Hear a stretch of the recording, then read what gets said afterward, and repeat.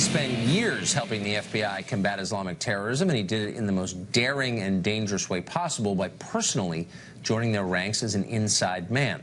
The work was so dangerous that Tamer el-Nuri is not his real name. We can't let you hear his real voice.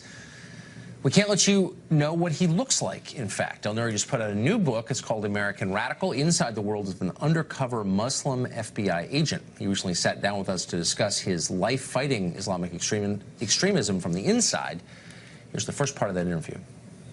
So to give us some sense of the lengths you have to go to protect your life, tell us what you went through to change your appearance. It was quite the process, actually. I had to go to a prosthetic company who essentially adds a chin, a nose, a forehead, new hair, different skin coloring.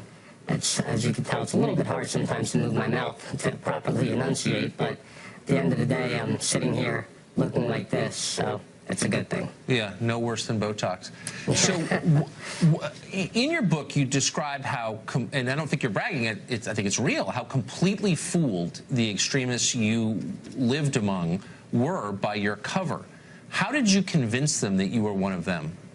I study them. I mean, it's how do you make friends, Tucker, day to day, naturally.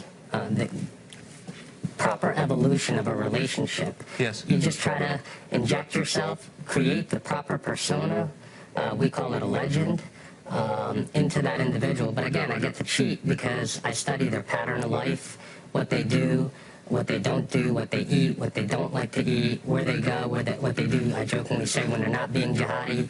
Right. The human contact. Once I have that, it's really not that hard to craft my legend, to be able to insert myself into their lives, to be able What to are some of the tells? I was struck in reading it how little even those of us who kind of read the news every day know about the people who commit or try to commit acts like this, what they're like personally, what they believe.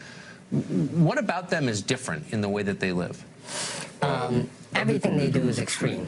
And that's, I guess, where the term extremism comes from. Yeah. So that's, in and of itself, doesn't make you a terrorist, but it's a red flag for me. It's multiple indicators, and that's what I tried to highlight in American Radical, is it's not just for law enforcement and the intelligence community anymore to be able to know, to be able to distinguish between a radical individual and a mainstream Muslim. I think it's imperative for us as a country to be able to defeat this enemy, to actually have a better understanding of what makes them tick. And there's multiple indicators. One, in and of itself, doesn't make you a terrorist, but when they all start to add up, you want to look behind the curtain. So what, I mean, the most obvious question, what motivates them? Why are they angry enough at America that they want to kill Americans, in some case lose their own lives? Complete and utter disregard for religion, but they take what they feel is an interpretation of how to defend yourself. For example, the best way to describe it to you is Shahad's interpretation. Every major religious text, Tucker, has ways to defend yourself and so on and so forth, and sometimes those wording can obviously be harsh, for lack of a better term. But they take it and they would say, for example, that Shahad says that every taxpayer in the United States is supporting a government that's occupying Muslim lands. And these governments are suppressing the proper military, so they can't defend themselves with a proper military force. So this is the only way to defeat them, is with terrorism. Strike from within, because they view it as a tool of war. It's an absolute desecration. It's not the proper interpretation of any religion, let alone Islam. So that is another indicator and yet a justification. Did you become close to these guys? How did you feel about them? I hate every one of them, obviously, but my trick, and others like me that do this, is I latch on to something human in them. Yes.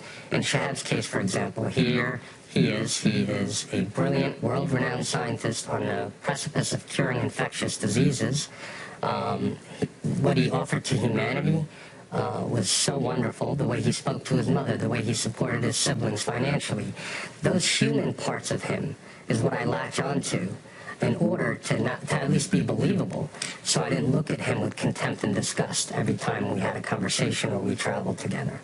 It's just so striking that a guy like that, who's not a loser, who's now in prison, but a guy like that would devote his life to killing Americans. It's just, that's not the profile we've come to expect. And you know what, Tucker? That's one of the main reasons why I wrote this book is Shahab Assegayer's story, his radicalization. How do you go from mainstream on your way to being, within 2 years, one step removed from Ayman al-Zawahiri, the leader of al-Qaeda? Yes.